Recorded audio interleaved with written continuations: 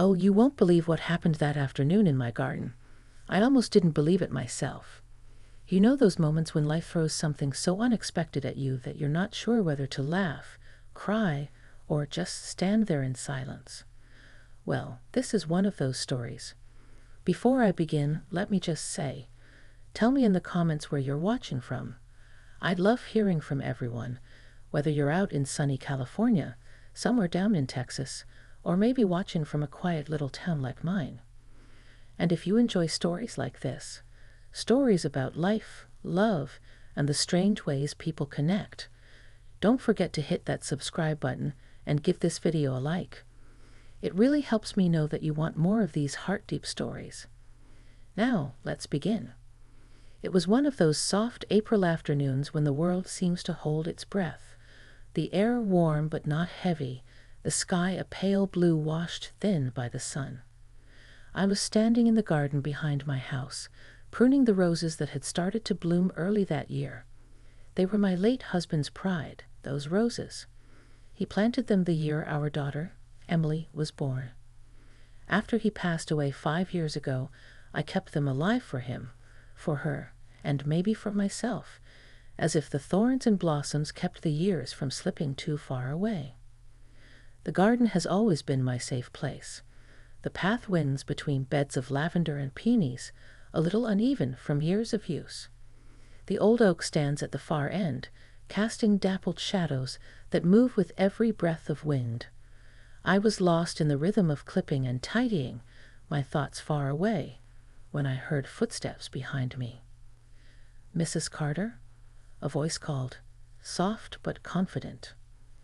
I turned and saw him. Tyler, my daughter's boyfriend. He stood there on the garden path, sunlight catching on the edges of his dark hair. He looked a little nervous, though he tried to smile. Tyler was in his early 30s, tall, polite, the kind of man who still says, "Ma'am," and holds doors open. Emily had brought him to dinner a few times, and I'd liked him right away. He wasn't showy or loud, just genuine, the kind of presence that fills a room without taking anything away from it. "Tyler," I said, brushing the dirt from my gloves. "What brings you here? Emily's not home." He smiled awkwardly. "Yeah, I know. She told me she was working late. I actually came to drop something off for her, but when I saw your car, I thought I'd say hello." "Well, that's kind of you," I said, gesturing toward the patio. "Come on in. You can set whatever it is down, and I'll make us some iced tea." We sat out under the old umbrella table. The air smelled of lilac and cut grass. For a while, we talked about simple things: work, the weather, how the town had changed over the years. But there was something different in his tone that day, a kind of weight behind his words. His eyes lingered when he looked at me, not in a way that felt wrong, but searching, like he was trying to understand something unspoken. "You keep this place beautiful," he said after a while, his gaze wandering over the garden.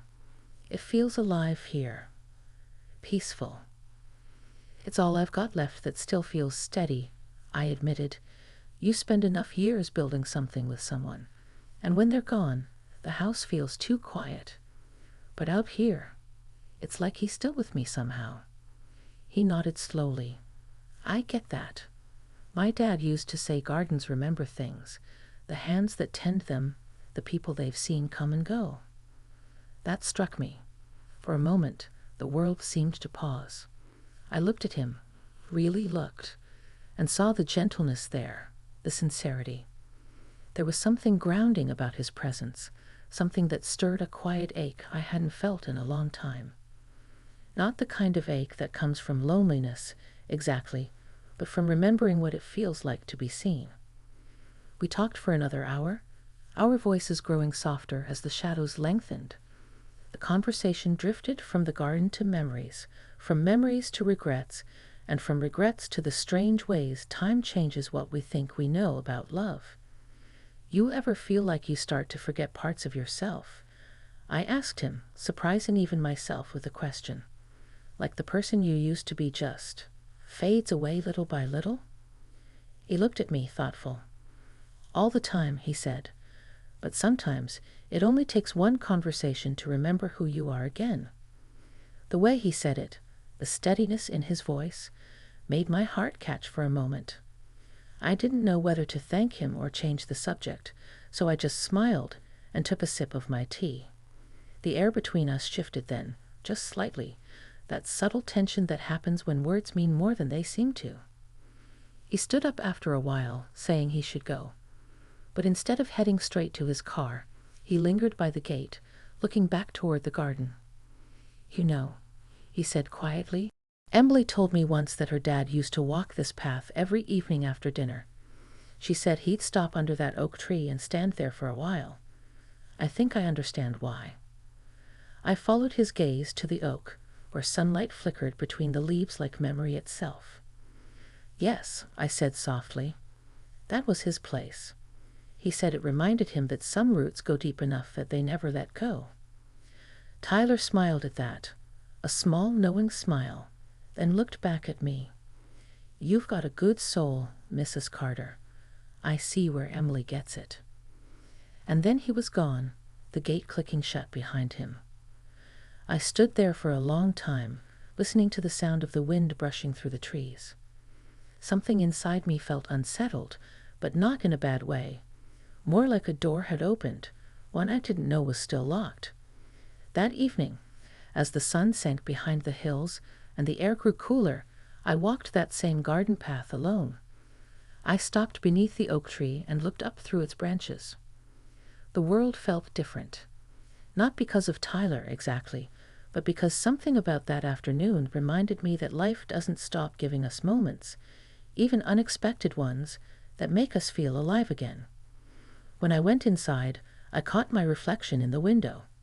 For the first time in years, I saw a softness there that I thought had vanished, a woman not finished with her story just yet.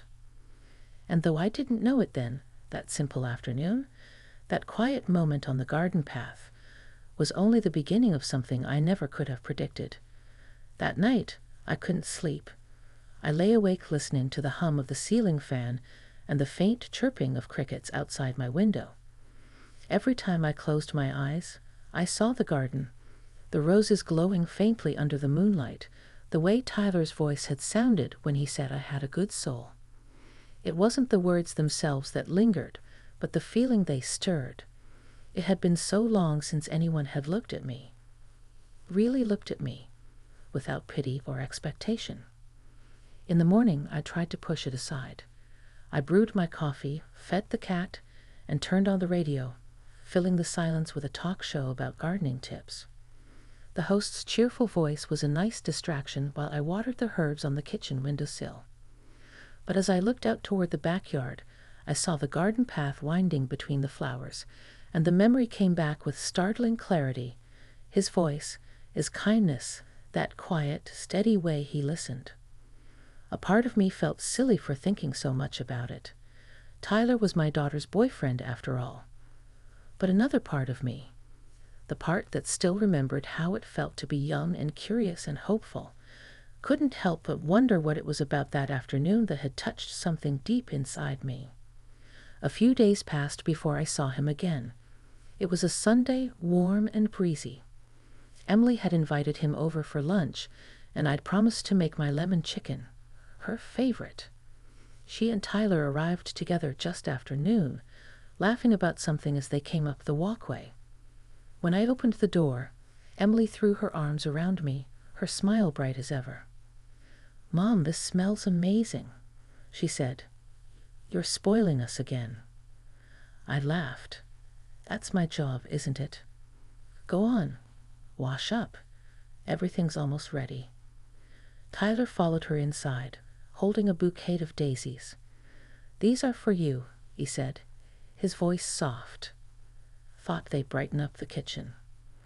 I took them, touched by the gesture. "They're lovely, Tyler. Thank you." During lunch, we talked and laughed easily. Emily chatted about her work, her plans, her endless energy spilling into every sentence. Tyler listened, smiling, occasionally glancing toward me with that same quiet expression I remembered from the garden, thoughtful, steady. I tried not to read into it, but there was something comforting in knowing that connection hadn't been just in my imagination. After lunch, Emily got a call from work.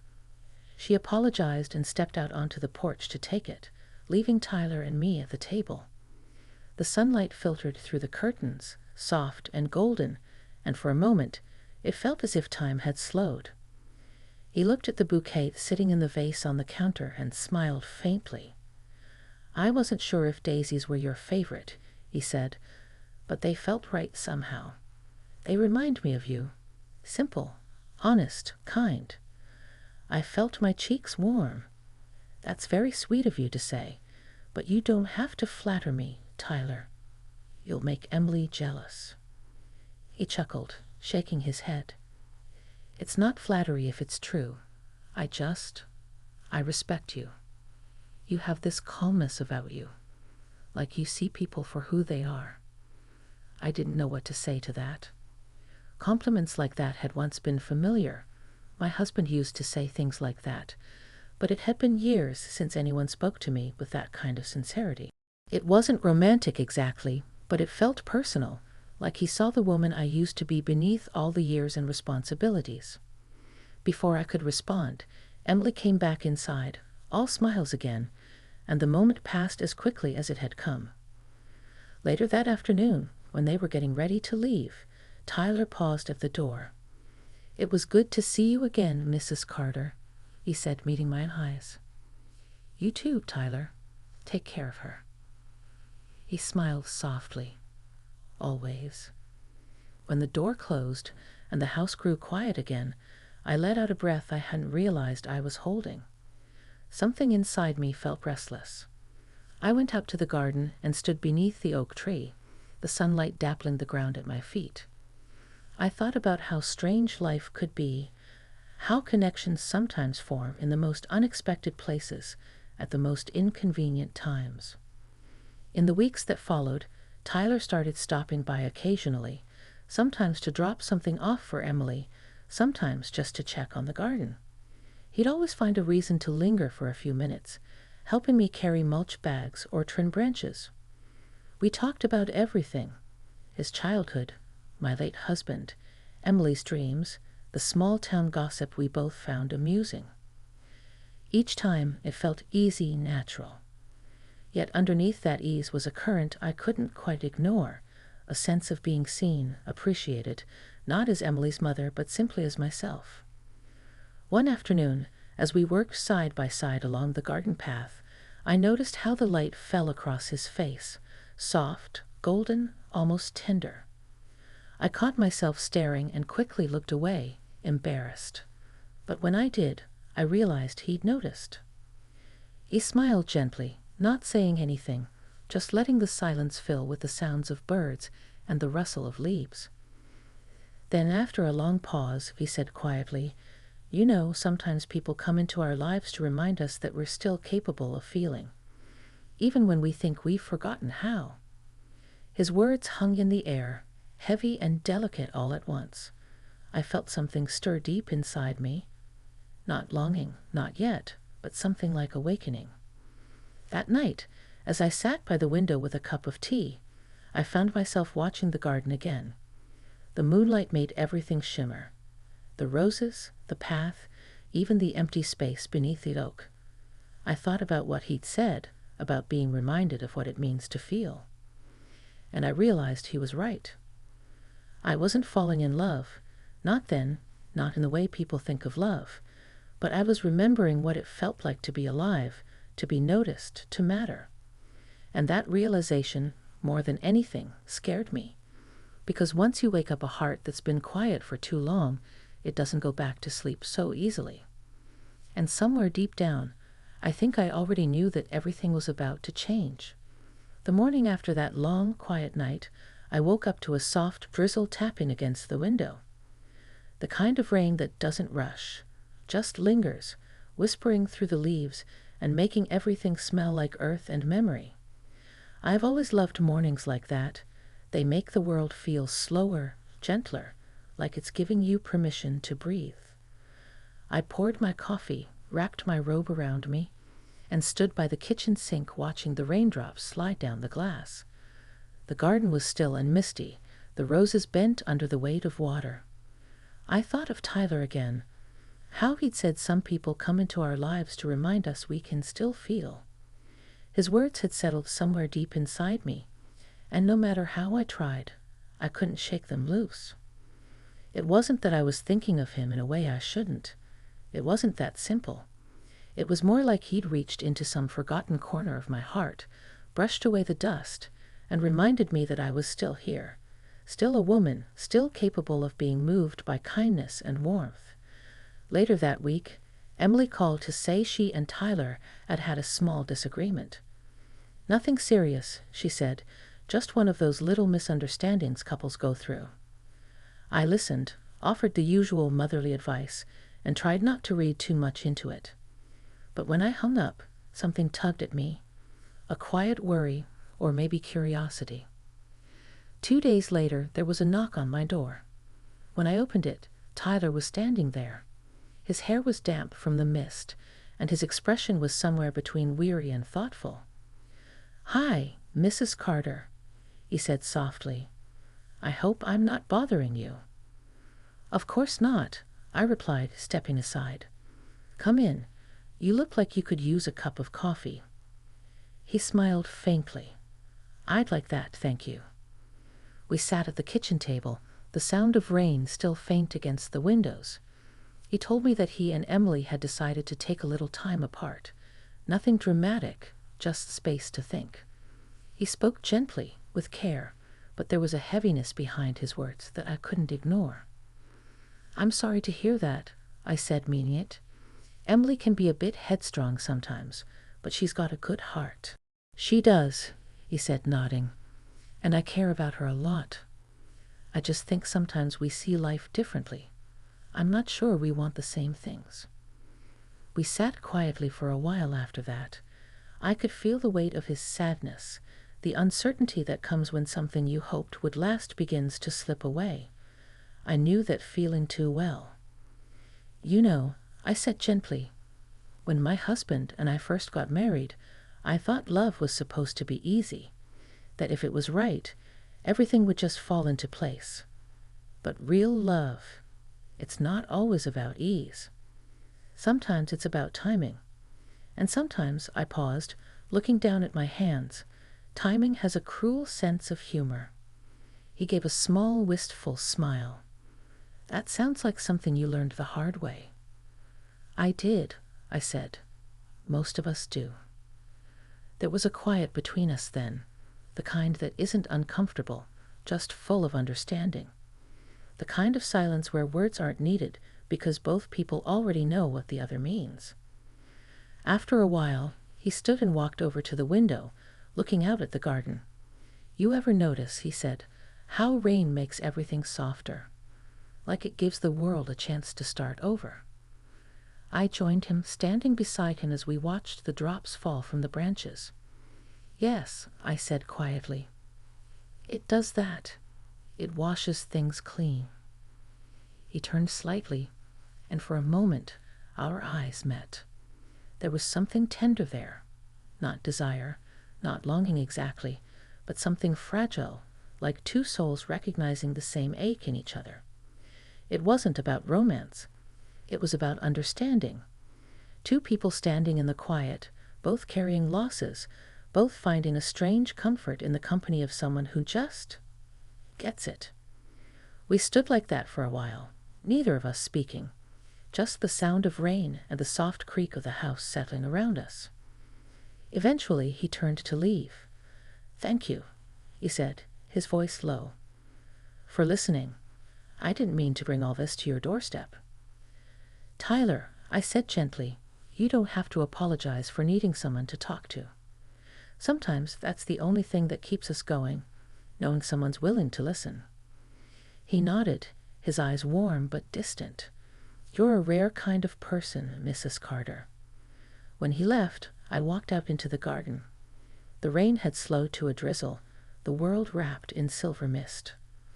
I wandered down the path to the oak tree, my feet sinking slightly into the damp earth. I thought about all the years I'd spent tending this place, through every storm, every drought, every season of loss and renewal. Maybe that's what life was, I realized, just a garden we keep tending, even when we're not sure what will bloom next. In the days that followed, Tyler and I spoke now and then, short, careful conversations that always seemed to end with quiet gratitude. He helped me fix the fence one afternoon, laughing softly when we both ended up splattered with paint. There was lightness in those moments, but also restraint, a shared awareness that whatever connection had formed between us was something delicate, something we both respected too much to name. One evening, as the sun set and the air turned golden, he asked if he could walk me to the garden gate. The roses were heavy with late spring blooms, the scent thick in the air.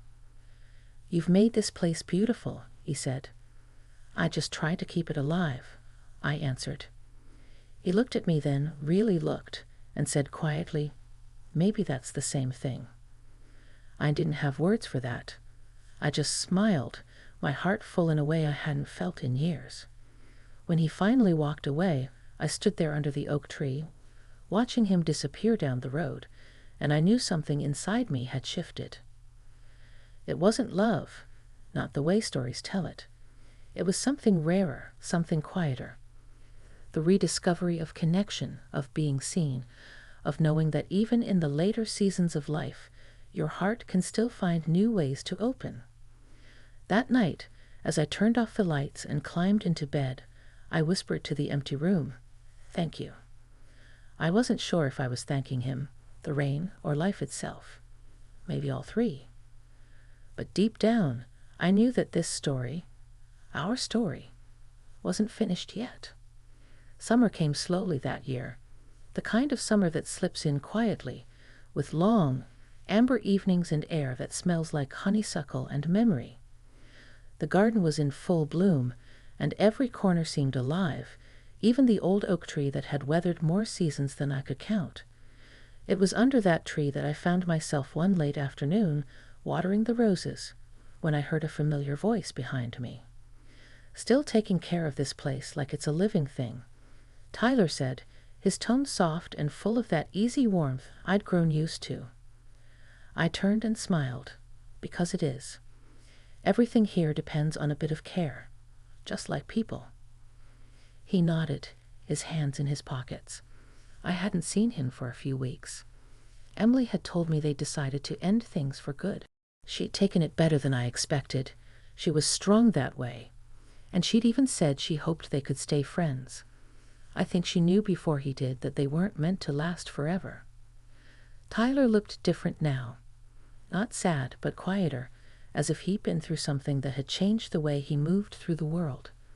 "I just came by to thank you," he said, "for everything, for listening when I needed it, for being kind." I leaned on the handle of the watering can. "You don't have to thank me, Tyler. You helped me too, you know." He smiled, the corners of his eyes crinkling. "I did?" "You reminded me," I said slowly, "that I'm still capable of feeling something deeply. That life isn't over just because a chapter ended. You gave me a piece of myself back."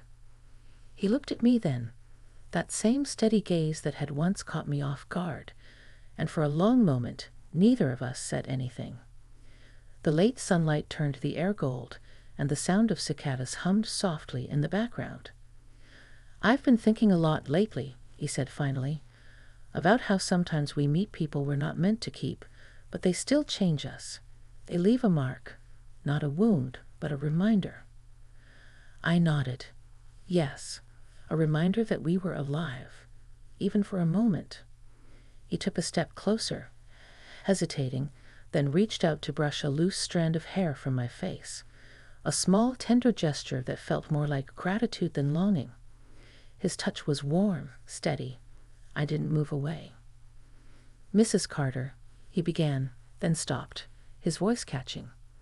"I mean, Linda, I hope you know that you've meant something to me.